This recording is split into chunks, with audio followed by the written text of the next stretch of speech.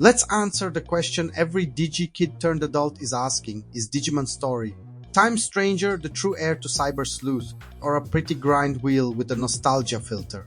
Short version. Combat and collection are strong enough to hook you for dozens of hours. The Digimon cast steals the show, and the time travel story actually sticks some landings.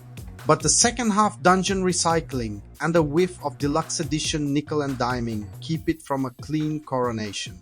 Context first, so we're arguing from shared reality.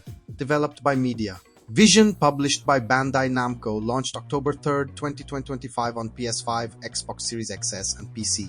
Review spread is a true split. IGN calls it one of the best Digimon RPGs to date, praising the Olympus XII god-tier Digimon and a 30-40 hour campaign that pays off its setup. Game Rant lands at a 6/10, solid combat, fun digivolving, but a back half that literally sends you through the same dungeons again. Story scenes that repeat themselves, and hallways so bland you'll miss the PS1 era's weirdness. TheGamer sits at 3.5, liking the emotional beats and breezy fights while dragging the day one DLC system and those microtransaction flavored training mini dungeons embedded in a full price game. That's your map. Now the good news. Turn-based battles have teeth without requiring a spreadsheet. The classic attribute triangle, data beats vaccine, vaccine beats virus, virus beats data, stacks with elemental affinities like fire, earth, light, dark.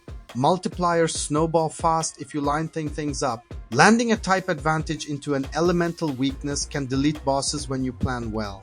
You roll 3 active Digimon with up to 3 in reserve, and story guests often jump in to make you feel like a tiny raid leader. Quality of life helps. 2x 3x 5x battle speed, auto battle to mop trash, and the underrated rule that items don't eat your turn. Heal while you hit. That small permission makes aggressive play the default instead of the luxury. Bosses are the highlight. Many wind up a catastrophic special and dare you to interrupt or die. It's SMT light in a good way. Exploit weaknesses, manage turn order, and keep an eye on the charge bar. Cross points feed into a human-triggered cross art, party nuke, single target snipe, or full heal. The design misstep. You can equip only one cross art at a time. It's baffling. It funnels players into burst for mobs and strike for bosses and turns a flexible system into a pre-battle guess. The fix was obvious, let us pick in combat. Still, the bosses play fair. When you wipe, it's usually because you ignored an attribute hint and tried to brute force a god. Collection and growth are the dopamine engine, and Time Stranger knows it. Every encounter scans the enemy, hit 100% to convert it into a recruit, wait for 200% to spawn a stronger version. No capture RNG, no oops I crit the thing I wanted. You will fill boxes fast, which the game turns into a design advantage. Duplicate lines let you fork evolution paths, Agumon to Greymon on one copy, GeoGreymon on another, without regrets. Digivolving is requirement gated, not just level gated. Agent rank thresholds, stat minimums, sometimes specific conditions. The best part is transparency. You see the requirements and branches, but silhouettes stay hidden until discovered, which keeps the reveal magic intact. Digivolving to reroute is encouraged. Cumulative stats carry forward, so the loop is evolve, devolve, evolve again, compounding into monsters that feel custom bred. Personalities act like Pokemon natures with more knobs. 4 categories, each affecting different stat growths, and you can influence them via in-game messaging and the Digifarm treadmill. The Digifarm returns as an idle-ish training ground where you can nudge stats, bond for follow-ups, and pay in-game currency to accelerate timers. No real money microtransactions here, which is worth stating plainly. Skill discs let you bend rolls. Giving Lilithmon Holy Light 3 to smack dark types despite her innate moves is exactly the kind of min-max that keeps team building fresh. Where the wheels wobble is the macro loop, the first half hums. New zones, new Digimon, Olympus XII introductions with actual personality. Bacchusman is a hungry menace, Vulcanusman collects figures like a gremlin, and the gods are written like people, not exposition dispensers. Your silent protagonist is a charisma sink, and human public safety allies are largely wallpaper, but the Digimon carry the scenes.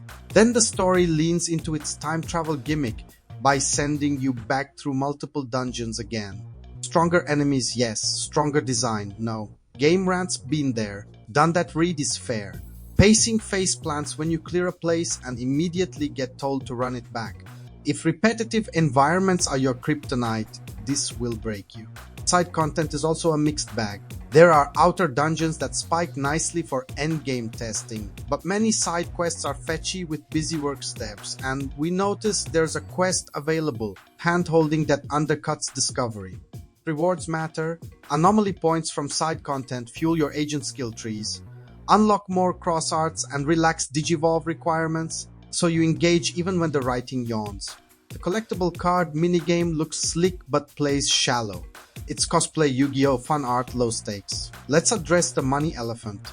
This is a premium priced game with pricier deluxe ultimate editions and a season pass. TheGamer flags day one DLC side missions and an in-between theater hub that brazenly links you to platform stores for paid training dungeons. You don't need them to complete the game, but the vibe is freemium lobby inside a $70 product. That's not a deal breaker for everyone, it is a tone setter. If monetization optics matter to you, it'll great. Performance-wise and visually it's competent, sometimes striking. Digimon models are crisp. Attack animations give marquee lines personality, and the digital world zones can swing from aquarium coastal chill to forest machine weird in a way that sells digital ecology. But a lot of connective tissue is corridor bland. When folks say generic anime art, they mean the environments more than the monsters. The soundtrack has bops and a couple of absolute ear gremlins. You'll know the one when it loops. So why are reviewers split? Expectation management. If you want a Digimon RPG with readable punchy systems, a roster playground north of 450, and a story that puts Digimon character writing in the driver's seat, you'll be nodding with IGN. If you need fresh dungeons and robust side designs all the way through, and you have zero tolerance for deluxe edition creep, you'll land closer to Game Rant and TheGamer. Both reads are coherent. Veteran games take.